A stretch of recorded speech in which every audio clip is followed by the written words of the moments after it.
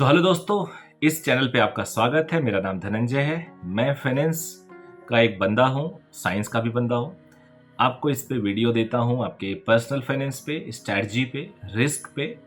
और इससे आपको डेफिनेटली अपने लाइफ में अगर आप इम्प्लीमेंट करते हो, किसी को अगर राय देते हो, अगर आप घर के मुखिया हो या फिर घर के एक मेंबर हो, एक यंग बंदे हो, सबके लिए मटेरियल होता है।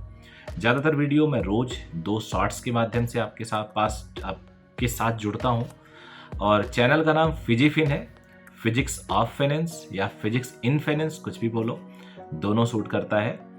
तो आज का विषय है बजट।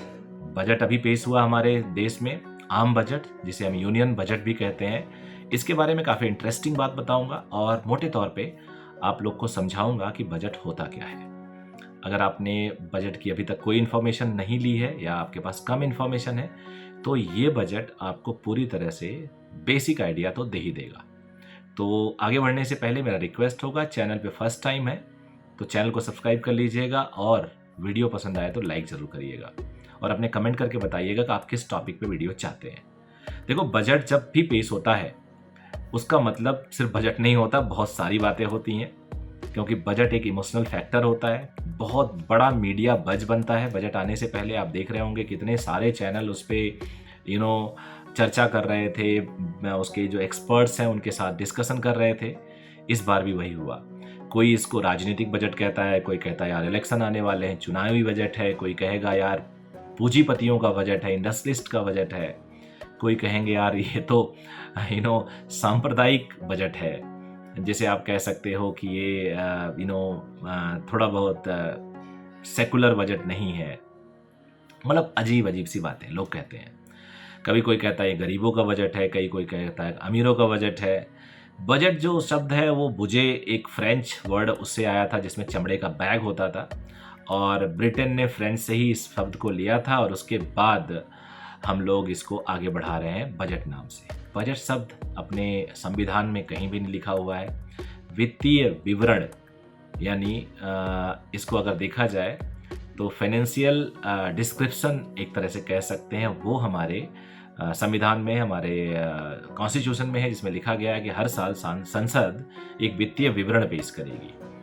बजट होता ही है पूरे साल हमारे आने वाले ईयर का इनकम एंड एक्सपेंडिचर का हिसाब किताब। इनकम सरकार कितना जनरेट करती है और एक्सपेंडिचर उसके अगेंस्ट कितना करती है, ये बजट होता है। तो आइडियली अगर आप देखें तो बजट वैसे ही हुआ जैसे आपके घर में होता है। आपके घर में अगर आप कोई 20,000 रुपये अर्निंग ला रहा है तो वो 20,000 रुपये की अर्निंग के अगेंस्ट आप कितना खर्चा कर रहे हो, वही बजट है। 50,000 रुपये अर्न कर रहे हो तो 50,000 के अगेंस्ट क्या खर्च करोगे, वही बजट है। 1,00,000 रुपये अर्न कर रहे हो, उसके अगेंस्ट क्या खर्च कर रहे हो, वही बजट है। तो कई बार अगर आप बजट देखें तो इंडिया का जो बजट है वो डिफरेंट होगा, बांग्लादेश का बजट अलग होगा, पाकिस्तान का अलग होगा, श्रीलंका का अलग होगा। रीजन क्या है, सबकी अर्निंग अलग अलग है। अब क्या हम सब, हमारे ऑर्गेनाइजेशन, हमारे इंस्टीट्यूशन जितनी अर्निंग होती है उतना ही खर्च करते हैं, या कुछ बचाते हैं, या उससे ज़्यादा खर्च कर देते हैं? तो मैं आपको बताऊं, आज तक कोई ऐसा बजट नहीं हुआ है जिसमें अर्निंग जितना खर्चा हुआ है। तो आप सोच रहे होंगे कि सरकार बचाती होगी। नहीं जी, बचाती नहीं है, ज़्यादा खर्च करती है। अब ज़्यादा खर्च करती है तो वो बजट तो खराब हुआ। वही हाल घरों में होता है। आपकी 50,000 की अर्निंग है, अगर आप 50,000 से कम में काम चला लेते हो, कुछ सेव कर लेते हो तो बहुत बढ़िया बजट मैनेज कर रहे हो। उतना ही खर्च कर देते हो तो लगभग सेम, मतलब ठीक बजट कह सकते हैं। ज़्यादा खर्च कर दे रहे हो तो खराब बजट मैनेज कर रहे हो, ऐसा कहा जाता है ना। एग्जैक्टली यही देश के लिए भी होता है। तो यानी अभी तक, आज़ादी के बाद तक से अभी तक कोई भी अच्छा बजट नहीं हुआ उस मामले में बोला जाए तो। यानी हर बार सरकार घाटे का बजट पेश करती है, और घाटे का बजट का मतलब इनकम कम, एक्सपेंडिचर ज़्यादा। तो अभी जो घाटा, एक्स्ट्रा पैसा है, वो आता कहाँ से है? वो कर्जों के माध्यम से आता है। कई बार हम किसी मित्र देश यानी फ्रेंड कंट्रीज से लेते हैं, जो हमारे फ्रेंड्स हैं। कई बार हम वित्तीय यानी फाइनेंशियल इंस्टीट्यूशन से कर्जा लेते हैं, जिसमें IMF एक बड़ा नाम है। IMF का नाम, अगर पाकिस्तान के चैनल को थोड़ा बहुत फॉलो करते हो तो वहाँ पे तो रोज़ गूंजता रहता है, वो लोग रोज़ IMF के पास जाते हैं। लेकिन IMF का भी नाम होता है, वर्ल्ड बैंक होता है। यहाँ से हम पैसे लेते हैं और ये लोग हमें हेल्प करते हैं। बाद में हमें उनको इंटरेस्ट के साथ ये पैसे चुकाने पड़ते हैं। अब आप सोचोगे क्या पैसे ना चुकाएं तो कोई कुछ कर लेगा? अगर आप नहीं चुकाते हैं बहुत सारे आपके ऊपर पेनल्टीज़ लगती हैं, और जो एक इकोसिस्टम बना हुआ है इंटरनेशनल का, वर्ल्ड का, उसमें आप फिर सर्वाइव नहीं कर पाएंगे, यानी आपको चुकाना पड़ता है, ये मैंडेटरी है। 2022-23 का बजट था, उसमें आमदनी दिखाई गई थी 22,84,000 करोड़ और उसमें खर्चा था 39,44,000 करोड़, यानी जो घाटा हुआ 16,61,000 करोड़ का तो घाटा हो गया।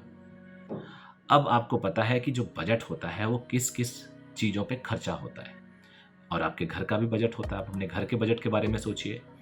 एक तो आप सिक्योरिटी पे खर्चा करते हो, एक आप हेल्थ पे खर्चा करते हो, एक आप एजुकेशन पे खर्चा करते हो, एक आप इंफ्रास्ट्रक्चर पे खर्चा करते हो, एक आप डेवलपमेंट पे खर्चा करते हो, और एक आप मेंटेनेंस पे खर्चा करते हो। घर पे पुताई करना, कलर लगवाना, 2-3 साल में कलर ख़राब हो गया, कलरिंग करना, दरवाजे में दीमक लग गया, टर्माइट आ गया, उसको सही कराना, टेबल में कुछ क्रैक आ गया है, या व्हाटएवर मेंटेनेंस का खर्चा।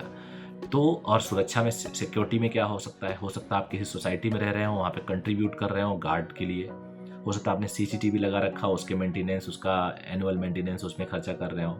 हेल्थ में खाने पे, वाटर पे, पानी पे, और या फिर आप कभी ना कभी कोई ना कोई बीमार पड़ जाता है उस पर, या इंश्योरेंस ले रखा है उस पर। तो ये सारे एक्सपेंडिचर जैसे हमारे घरों में होते हैं, एग्जैक्टली सरकार भी उसी पे खर्चा करती है। तो ये सारे मेन फीचर जो मैंने आपको बताए ये सरकार के हैं। अब सरकार की कमाई का क्या तरीका है? सरकार की कमाई का तरीका होता है दो, एक डायरेक्ट टैक्सेस और एक इनडायरेक्ट टैक्सेस। अब सरकार की आमदनी जो होती है वो टैक्सेस से होती है, और यही टैक्स बहुत बड़ा टैबू है हमारे समाज में। हमारा कोई भी इंसान टैक्स नहीं देना चाहता समाज में।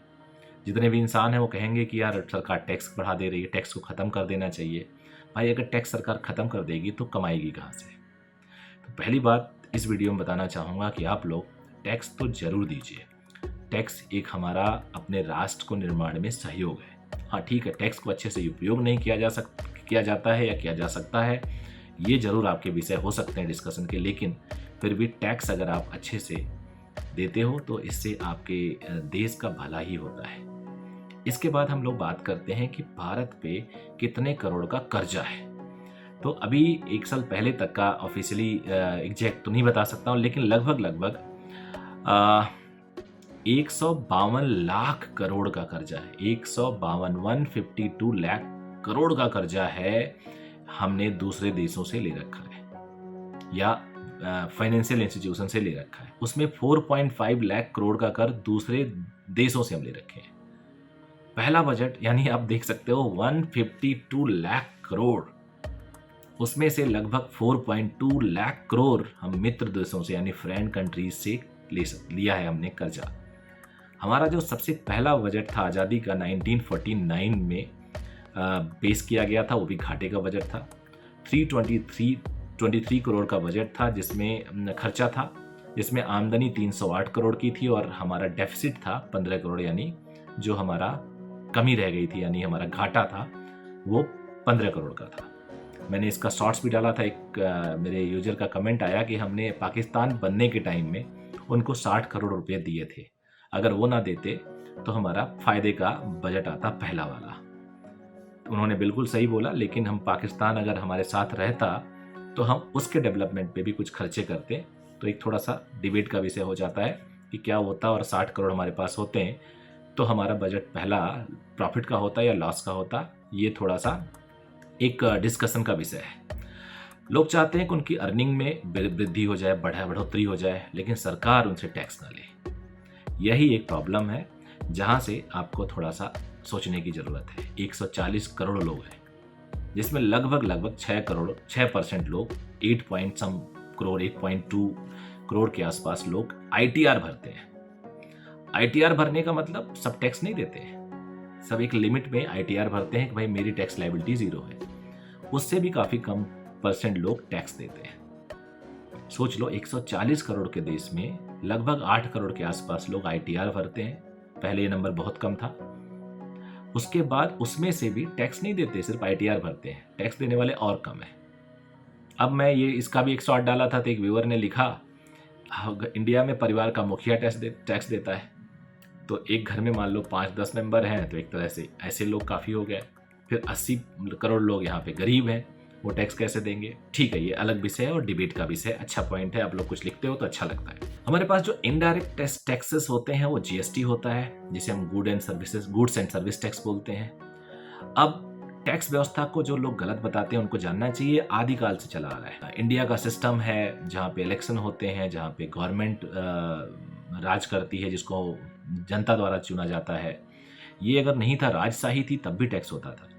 और ये मैंने इस पे भी एक शॉर्ट बनाया था कि तुलसीदास जी ने भी अपने रामचरितमानस में लिखा है कि रामायण काल में भी टैक्स होता था, लेकिन वहाँ पे ये बताया गया है कि टैक्स सिस्टम ऐसा होना चाहिए कि एक तरह से जो सूरज जमीन से पानी खींचता है, तालाब से पानी खींचता है, समुद्र से पानी खींचता है, तो लोगों को दिखता नहीं वो पानी खींच रहा है, लेकिन जब वही पानी वो कलेक्ट करके बरसाता है तो लोगों को प्रॉस्पेरिटी मिलती है, उन्नति होती है, खुश होते हैं। तो ये एक तरीका होता है टैक्स लेने का, गवर्नमेंट को भी ऐसे लेना चाहिए। जीएसटी एक जो टैक्स है, जो इनडायरेक्ट टैक्स कह सकते हो आप, ये जरूर सब लोग देते हैं क्योंकि यहाँ पे मजबूरी हो जाती है। तो पहले ये सब टैक्स कई फॉर्म में बिखरा हुआ था, अभी ये यूनिफॉर्म टैक्स इन्होंने कर दिया है। और उसके बाद गवर्नमेंट को एक जगह से और अर्निंग होती है, वो होता है रेवेन्यू डिपार्टमेंट से, जहाँ से ज़मीनों की रजिस्ट्रियाँ होती हैं ये, और उससे लोग जाते हैं वहाँ पे 5% 6% स्टैम्प ड्यूटी पे करते हैं। तो ये तरीका होता है गवर्नमेंट को अर्न करने का। कुछ आप देखते होंगे कि लग्जरी चीज़ों पे ज़्यादा टैक्स होती है, जो एक बहुत ही कम तबका यूज़ कर सकता है, ऊपर से 1% 2%, और जो बुनियादी ज़रूरत होती है उन पर टैक्स कम होना चाहिए। तो अब ये एक चीज़, इसको और फिर धर्म से जोड़ते हैं। महाभारत में भी लिखा हुआ है कि राजा को किसी भी प्रकार की ढिलाई ना करते हुए धर्म के अनुसार टैक्स लेना चाहिए तथा कर को जनता की भलाई के रूप में यूज़ करना चाहिए। कौटिल्य के अर्थशास्त्र में भी यही लिखा हुआ है कि टैक्स जरूर लेना चाहिए। और हमारे देश में क्या होता है कि टैक्स को एक खलनायक की तरह पेश किया जाता है। इस पर डिबेट होता है कि टैक्स में सरकार कितना कमी देगी। विपक्षी कोई भी हो, चाहे कांग्रेस हो, चाहे बीजेपी हो, चाहे बाकी पार्टियां हो, ये हमेशा अगेंस्ट बोलती रहती हैं टैक्स के। क्या होता था, जो हमारा बजट पेश किया जाता था वो इंग्लैंड के टाइम के हिसाब से। इंग्लैंड में 11 बजे, यहाँ पे 5 बजे। तो पहले यहाँ पे गुलाम भारत में 1860 से पहला बजट जब पेश किया गया तो 5 बजे से पेश किया गया। उस टाइम इंग्लैंड में 11 बजते थे और वो प्रोसेस 1988 तक चला आया। 1999 में अटल जी ने 11 बजे बजट पेश किया, लेकिन तब भी 28 फरवरी को पेश किया जाता था।